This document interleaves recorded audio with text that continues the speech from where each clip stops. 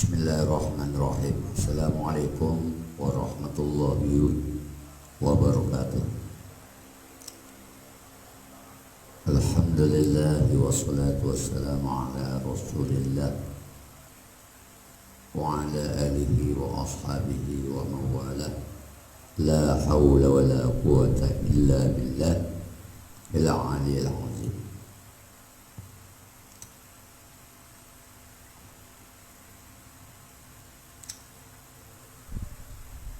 Para pemirsa Facebook, pada sore hari ini menjelang maghrib, karena kita sudah melaksanakan sholat zuhur dan asar,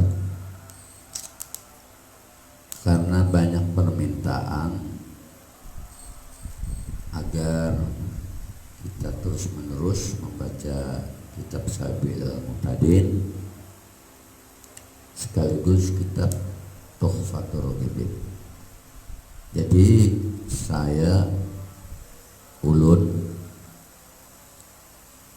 melanjutkan kembali kitab Sabil Mu'tadin ini dibaca setelah asar, setelah habis sholat asar. Setiap hari insyaallah tetap kita baca.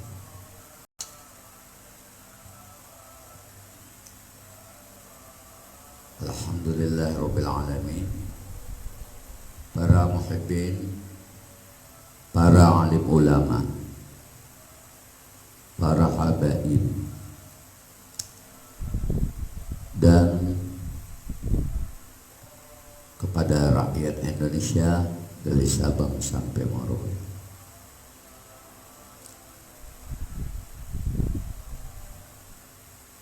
Pada pembahasan kita pada hari ini menyangkut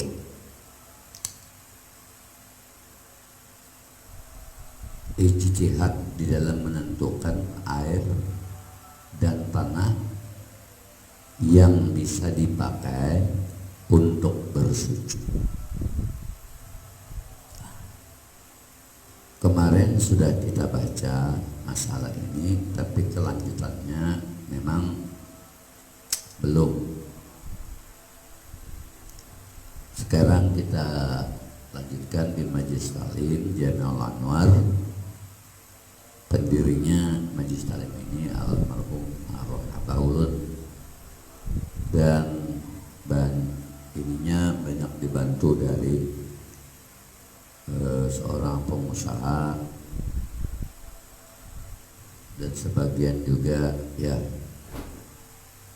saya tidak bisa menyebutkan namanya satu persatu. Para muhibbin rahimakumullah, yang menonton di Facebook, hari ini kita membicarakan langsung sambungan daripada cara berijtihad mengenal banyu, yang banyu itu apa bisa digunakan untuk berwudu, dan tanah yang dipakai itu apakah bisa dipakai untuk bersuci.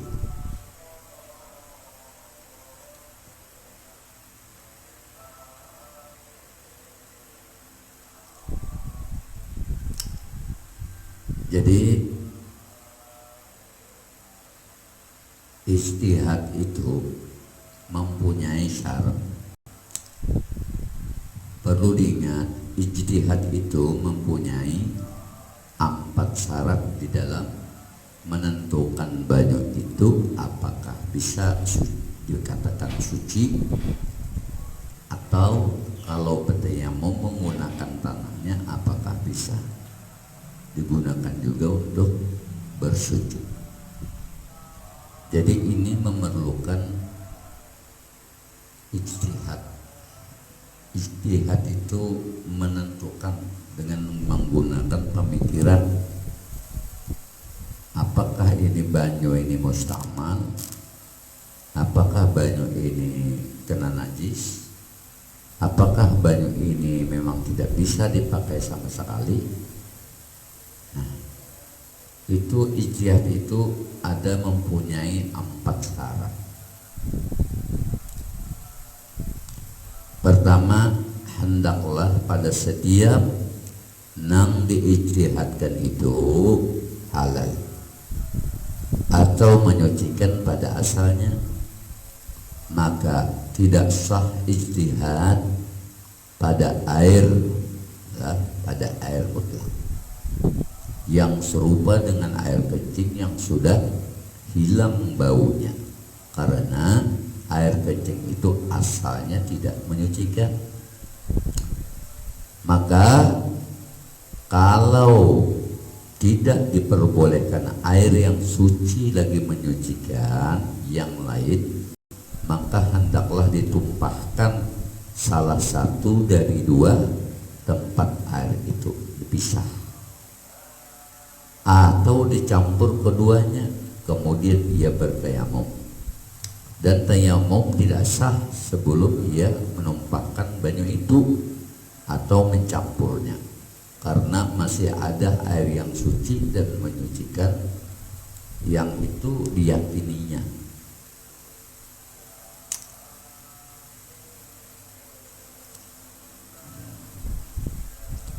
Karena masih ada air yang suci dan menyucikan dengan yakin, demikian juga tidak sah ijtihad terhadap binatang yang disembelih yang serupa dengan bangkai, atau tuak yang serupa dengan cuka, atau air susu yang dapat dimakan dengan air susu yang tidak dapat dimakan seperti air susu keledai.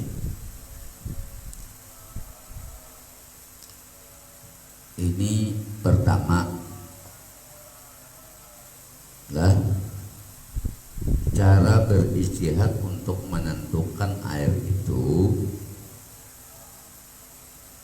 Maka hendaklah kita itu berijtihad itu halal atau menyucikan pada asalnya.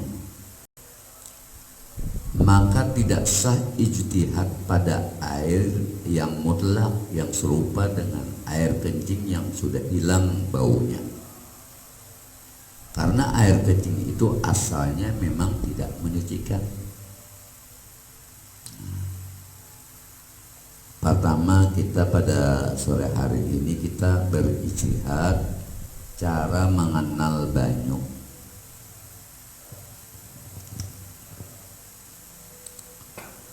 Kalau kita itu sudah tidak mengenal banyu, berarti kita kada mengerti tentang banyu mutlak atau banyu suci yang menyucikan, atau banyu yang mutlak yang kemasukan banyu bekas atau mustamal. Terus pulang nang ketiga, banyu nang kemasukan najis, atau baju nang terkena suatu benda, nang benda itu bisa mengenai baju atau badannya. Lalu untuk membasuh itu memerlukan air. Misalnya ada orang nih hendak sembahyang, begitu hendak sembahyang dilempar orang lawan batu, sekalinya batu itu bakas kurang badayamu, kurang garing kada kawakan banyu, dilemparkannya kawak kita. Berarti batu tuh paling kada segitiga atau persegi 6, segi 4. Nah itu ini batayamum, nah membersihi misalnya habis istinjanya itu kotoran tahi kita. Amun sudah banyu neto tadi batu tadi itu dilemparkan ke kita, atau secara tidak sengaja kita terkena selawar kita atau batis kita. Nah, atau banyu itu masuk ke dalam banyu lah, tapi kotoran nang kata kau dimakan, najis mughalazah itu kata kau dimakan. Tapi kalau tercapai tercaca, wudunya kada batal, dibasuh aja. Terjejak tai ayam itu wudunya kada batal, cukup membasuh aja, karena termasuk najis nang dimaafkan. Nah, termasuk juga misalnya terjejak tai sapi, betis saja dibasuh, kada perlu mengulang wudu. Nah, selama banyu itu 2 kolah nang kada berubah, pulang akan rasanya. Jadi tidak sah orang yang berijtihad tentang banyu mutlak, itu kada perlu diijtihati lagi, kada perlu dipikirkan lagi, karena kita sudah tahu aja bahwa air mutlak itu air yang suci menyucikan, nang kawa di bawah wudu, di bawah mandi lah, nah, di bawah mandi junub atau membersihkan haid, nipas dan kurang nang tutup beranak.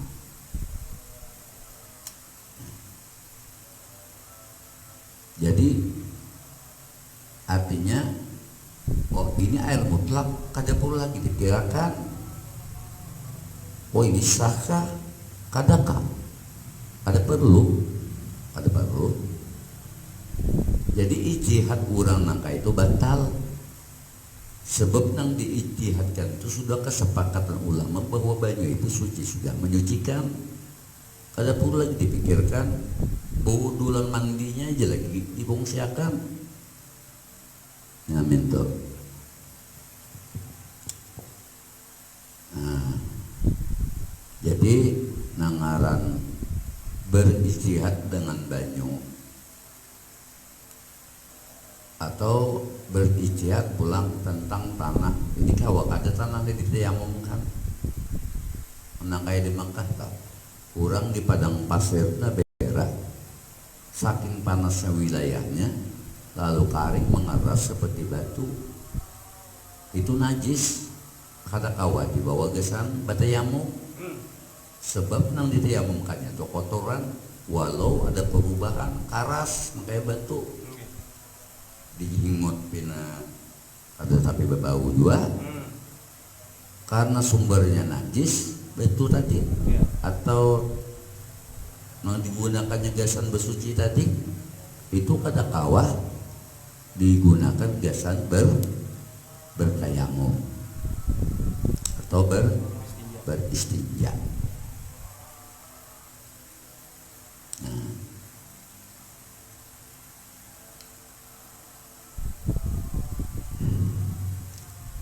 jadi yang kedua pula, artinya ijtihad menurut tahap lah tahapannya. Tadi yang pertama, yang kedua, yang perlu diingat, berijtihad itu air mutlak itu kada memenuhi syarat untuk berijtihad. Nah, perlu diingat itulah. Dan banyu yang suci lagi menyucikan itu sudah tentu diketahui sudah asal usulnya bahwa ini suci, kada kemasukan najis pulang, kada mustakmal kemasukan nang mustakmal nang berlebihan pulang, kemasukan najis kada, sudah tahu aja. Banyu sumur dikina kucing kan misalnya ada, selama kada berubah warna lawan baunya, banyu sumurnya melebihi daripada 2 kolah, selama kucing itu kapak-kapak atau mati, diangkat dicium banyunya berubah kada rasanya, kada sah saja diwuduakan. Nah ini mohon maaf, Ini bukan menyimpangkan lah, ini bukan, ini melenceng dari pembicaraan tentang ijtihad banyu misalnya. Kada cuma ulun ini nanti memadahkan bahwa hakikat dari semua yang diajarkan oleh kitab Sabilul Muqtadin ini, tujuan dan maksudnya itu fungsinya jelas sudah, untuk bersuci, wudu, haid, nifas. Tujuannya supaya memberasihi, itu alatnya yang paling bagus banyu. Namun kada ada banyu, kada lain, paksa badayamu. Nah, ulun teruskan dulu. Jadi cara berijtihad yang kedua, kita hendaklah yang diijtihadkan itu terbilang pada hakikatnya. Nah, itulah hakikatnya.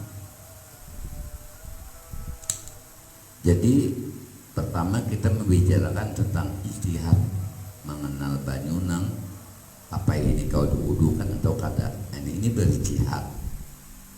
Nah, yang kedua pulang kita disuruh berijtihad untuk terbilang pada hakikatnya,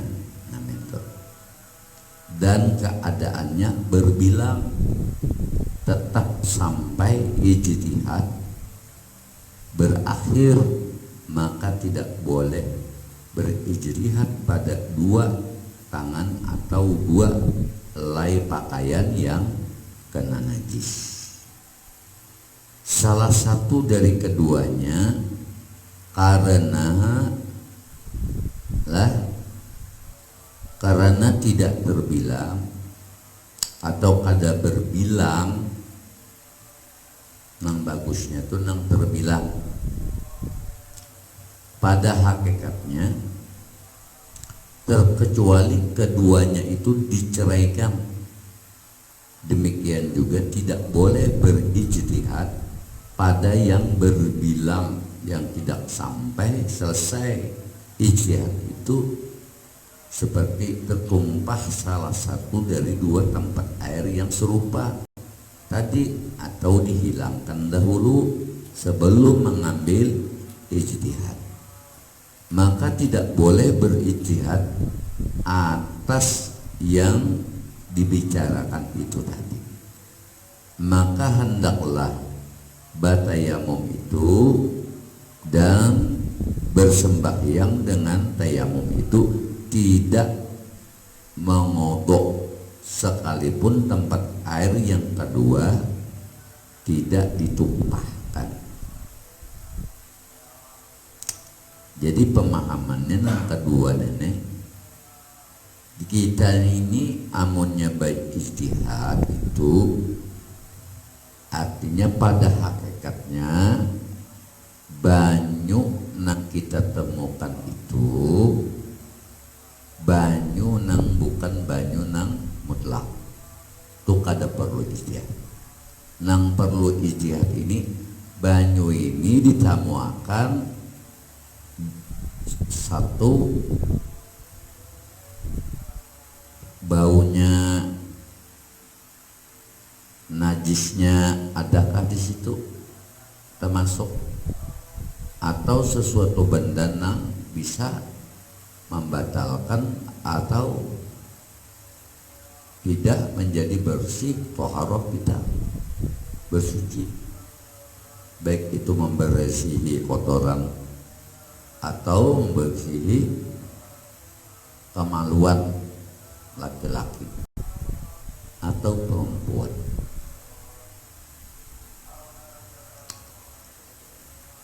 Jadi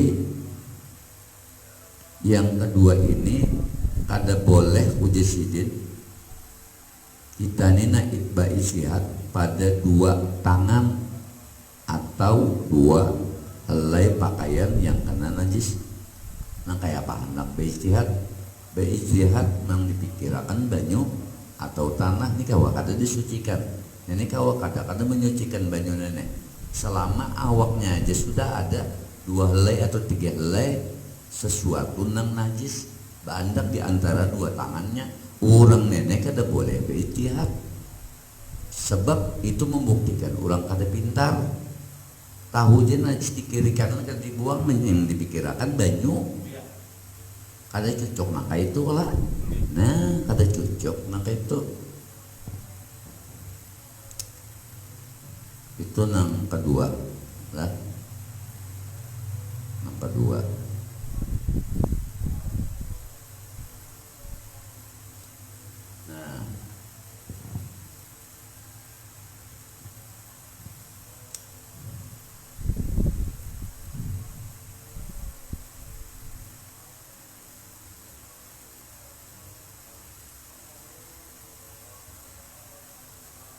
Nah, jadi nang kayaknya artinya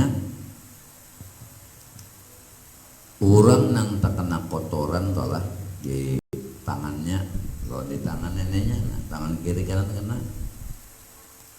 Selama itu kada diberasihinya dahulu, tuntung berasi sudah. Hanya boleh berijtihad karena nang diijtihadkan ini berbilang-bilang, itu berbilang-bilang ini ada banyu, ada banyu, ada banyu, itu berbilang-bilang namanya. Ini ada tanah, ada tanah, ada tanah. Kawak ada dolat betiamu banyu nenek kawak ada diolah apa? Diolah membasuh istinja. Berbilang banyak. Nah, jadi orang maksudnya itu orang nang kena najis di awaknya nenek. Itu kada boleh berijtihad. Sebab di saatnya berijtihad di dirinya aja sudah ada najis. Tapi lamun sudah dihilangkannya najisnya toh boleh aja pulanginya berijtihad. Nah, apakah banyu ini suci atau kada? Itu nang kedua lah. Nah, jadi kalau kata-kata ulun berbilang-bilang berarti banyak. Ada bejana nih berapa puting berbilang-bilang, 2 bejana itu artinya beberapa puting gitu nah. Nah, atau beberapa wadah atau beberapa tempat. Nah, mentok.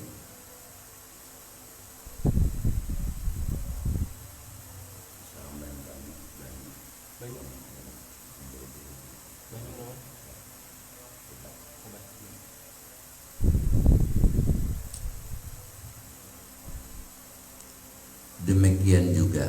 Nah, kada boleh berijtihad pada yang berbilang yang tidak sampai selesai ijtihad, seperti tertumpah salah satu dari 2 tempat air nang serupa tadi atau dihilangkan dahulu sebelum mengambil ijtihad, maka tidak boleh berijtihad atas yang demikian itu. Maka hendaklah bertayamum dan bersembahyang dengan tayamum itu, dan kada boleh mengqadha sekalipun tempat banyu itu keduanya kada ditumpahkan. Itu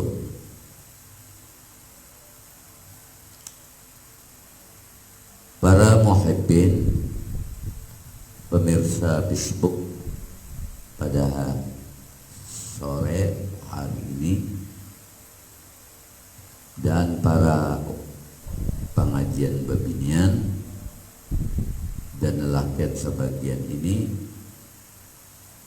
tolong yang bebinian itu wide yang di situ ditutup, jadi kada mengarah ke sini.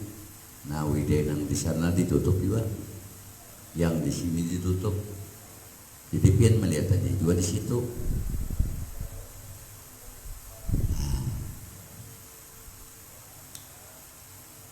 Karena ulun beberder ini karena semua orang mendengar dan semua orang melihat.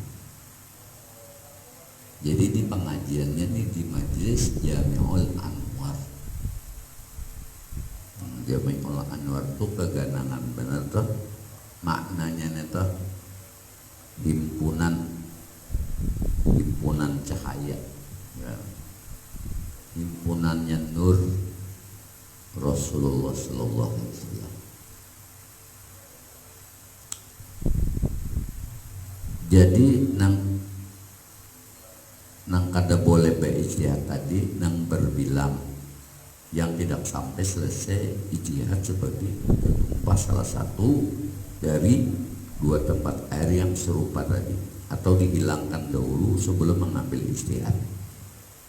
Jadi berijtihad tentang banyu nenek, ini ada banyu, ada banyu. Selama banyu itu berbilang-bilang, lalu memikirkan nenek suci kah adakah? Habis waktunya, habis waktu, artinya memikirkan banyu ini mulai johor lah sampai ke asar, masuk asar.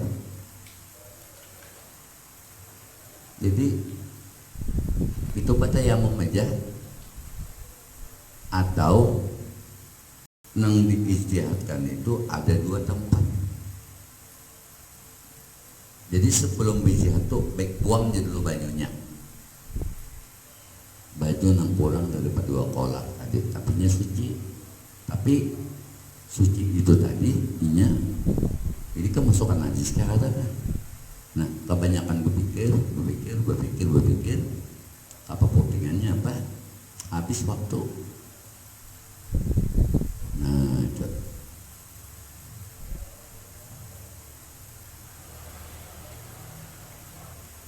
Bismillahirrahmanirrahim. Allah ya syukur.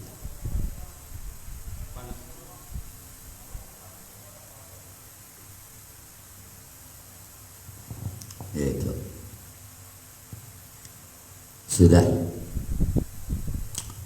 Nang ketiga, hendaklah yang diijtihadkan itu mempunyai tanda seperti banyu dan zat cair, tempayan, pakaian dan sebagainya, nang dikenal, karena itu tidak boleh terhadap yang tidak ada tandanya, seperti perempuan muhrim yang bercampur dengan perempuan yang bukan muhrim. Yang seperti ini tidak ada tanda untuk mengenalnya. Kalau bercampur istri atau gundik, lalu istri long gundiknya dengan beberapa orang perempuan lain dan semuanya itu serupa, maka tidak boleh berijtihad di dalam memilihnya. Bahkan suami wajib menjauh dari semua perempuan itu dan jangan ia mengadakan senggama dengan salah seorang dari mereka itu. Artinya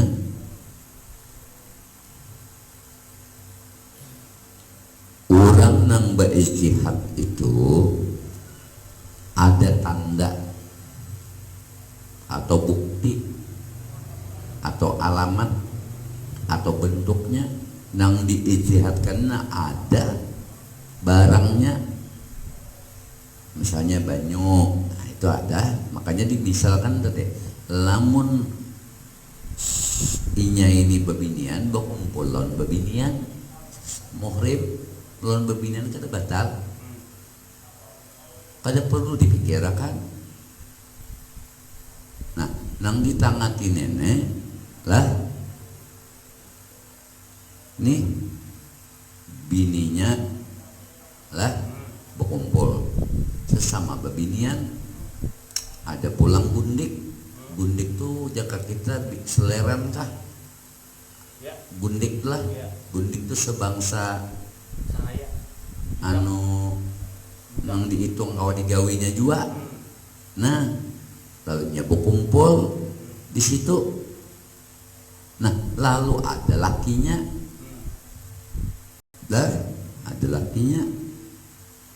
datang di situ, itu kada boleh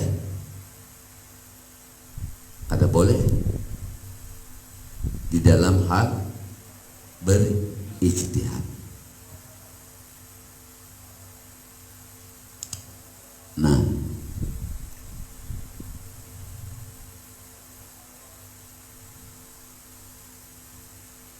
makanya perempuan yang muhrim yang bercampur dengan perempuan yang bukan muhrim, nah gini artinya perempuan kan perempuan lah, nah perempuan nang bukan daripada atau perempuan muhrim tadi bercampur dengan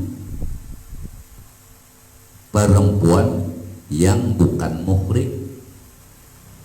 Ayo babinian berkumpul lawan babinian yang bukan muhrim, artinya itu orang lain ya kalah. Amba babinian berkumpul, babinian berkumpul bercampur dengan nang perempuan yang bukan muhrim, artinya kan ada sangkut pautnya di situ antara perempuan yang muhrim dengan perempuan yang bukan muhrim, artinya ada sangkut pautnya ya kalah. Nah yang seperti ini tidak ada tanda untuk mengenalnya. Nah kayak apa anak beistihad bahwa banyunya ini kada kok diudukan mun banyunya kada ada, itu maksudnya bapak dipikirkan babinian nang muhrim bercampur lawan babinian nang bukan muhrim, iya babinian sama babinian juga, kenapa dipikirkan? Artinya bahasa nenek bahasa kinayah, kitab nenek kinayah itu kata-kata sindiran. Kalau di nikah di babun nikah itu kata-kata kinayah itu iya kata-kata sindiran. Nah kalau nenek menyangkut masalah memikirkan banyu, kawak ada diudukan, tapi lamun kada ada banyunya, kenapa nang dipikirkan? Nah sama kita ini, ada sekelompok muslim babinian berkumpul datang nang bukan muhrim, perempuan ada sesama perempuan berkumpul, justru nang disuruh bajau itu laki-laki nang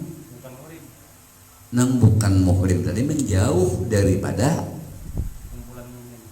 kumpulan babinian nang muhrim, daripada perempuan nang bukan muhrim. Ini berkumpul kan ini ada masalah bini-bini sama bini-bini. Nah artinya itu alamat tanda bukti bahwa laki-laki kada boleh para ke situ sebab bukan muhrimnya. Nah banyu nang kayak itu amun ketiadaan tanda atau alamat nang dipikirakannya nena ungut banyunya kan ada, tapi dipikirakannya lalu apa hasilnya? Nah itu maksudnya lah. Jadi perlu hafal Quran juga orang membaca kitab nangka kayak ini. Beristihad tuh orang syarat orang beristihad tuh banyak. Satu dari Qurannya ada, hafal 10.000 hadis, hafal Al-Quran, mengerti pulang mengarang kesepakatan dan mengandung kias pulang. Banyak itu amonnya kada hafal Quran, kada hafal hadis nang 10.000 itu orang itu kada kawa dipadahkan ahli di bidang fikih. Nah jadi ngadih dua jadi ya orang alim itu tahu kan. Nah ujarnya maka kada boleh baijtingan atas orang nang babinian dikumpulakan datang babinian nang bukan muhrimnya, kada perlu neto dipikirkan, kada perlu diijtihadkan. Amun banyu tuh baju mutlak itu kada memenuhi ijtihad, sudah tahu banyu mutlak masa dipikirkan ulang. Karena kayak itu baju mutlak ini kan banyu nang suci lagi menyucikan, kawa baju no mandi, kawa baudu, itu banyu mutlak sudah. Lalu dipikirkan itu alamat tanda banyu suci lagi menyucikan itu sudah tahuinya, kenapa nanti dipikirkan lagi? kada perlu. Nah, artinya buang-buang waktu. Nah, istilah bahasa Inggrisnya itu apa? Kalau kehilangan waktu, ya time is money. Nah, waktu adalah uang. Nah, itu. Kesamutan. Rupanya jadi orang-orang yang kayak inilah kebanyakan masuk ilmu agama nih, nah kebanyakan sudah di otak nih, lalu panat dari rasa barat di belakang nih barat dia. Nah, jadi kita bapak sudah berpenyakit juga. Tuhan almarhum Guru Sukumbul itu apabila membaca kitab tak di simpangan sidin kabini sidin lah, karena ke anak lah, ke penyakit lah.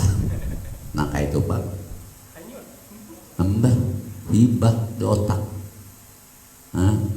Jadi model kayak ini nah, mau tolak hanya dulu katakan. Aku kada pun mau tolak lagi, bah buka kitab, yakin aja sudah.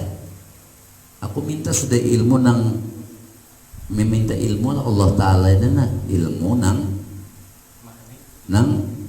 nang kada diberikan Allah Ta'ala lang orang lain, lawan wali nang lain, lawan ulama nang lain, pokoknya kada sama. Habisnya sudah.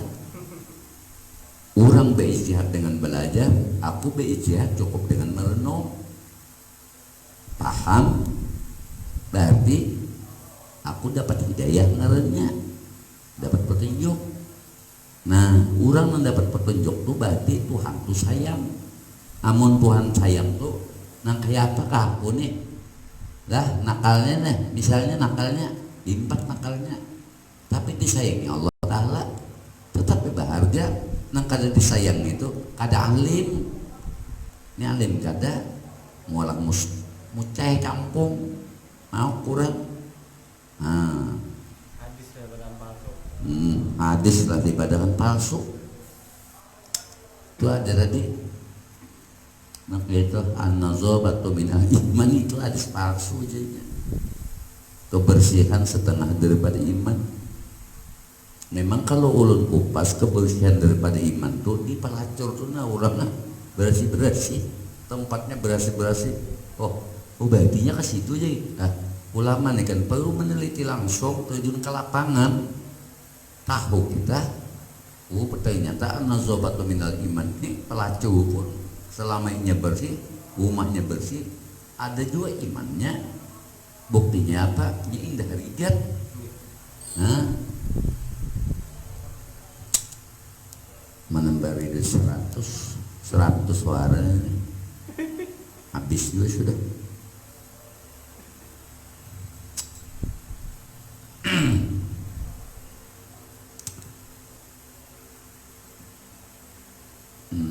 Nang ketiga pula, hendaklah nang diijtihadkan itu mempunyai,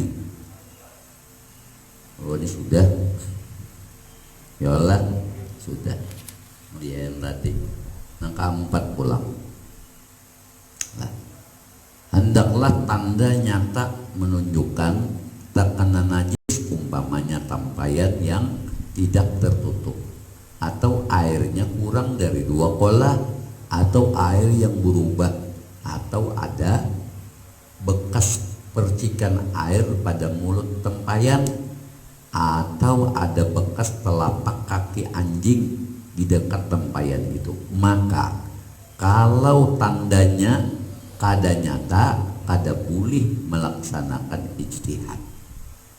Tetapi hendaklah ditumpahkan kedua tampayan air itu atau kedua tempat air itu lah, nah dicampur, artinya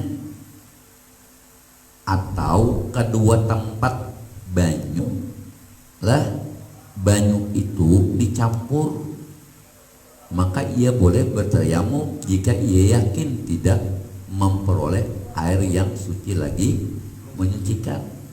Kadada lagi banyu nang suci menyucikan.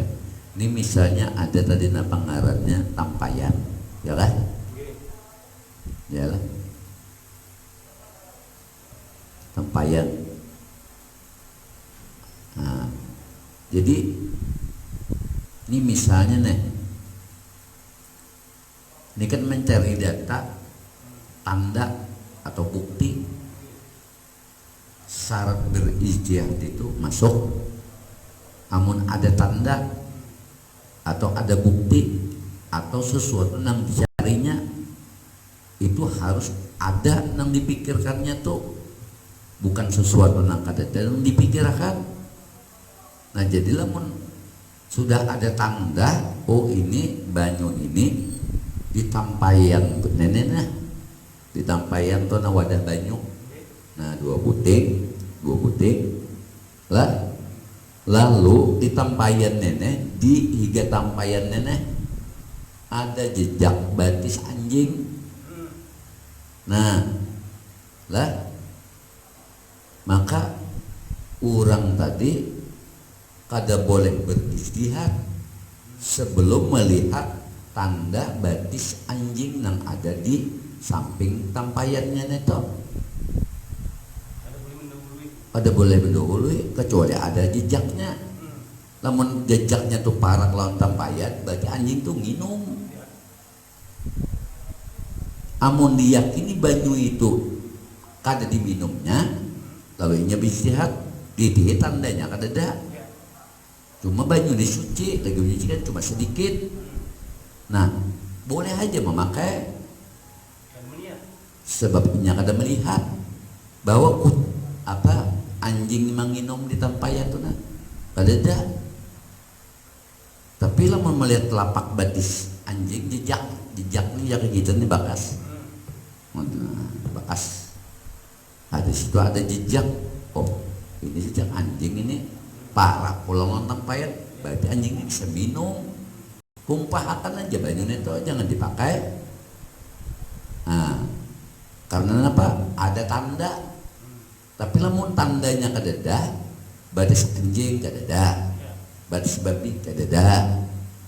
Lah, banyunya sedikit, tapi suci menyucikan, artinya dianggapnya kada tersentuh apa-apa, dan inya yakin aja sudah. Boleh aja inya bawudu. Lah boleh aja selama tanda itu tadi kadada. Paham kira-kira lah.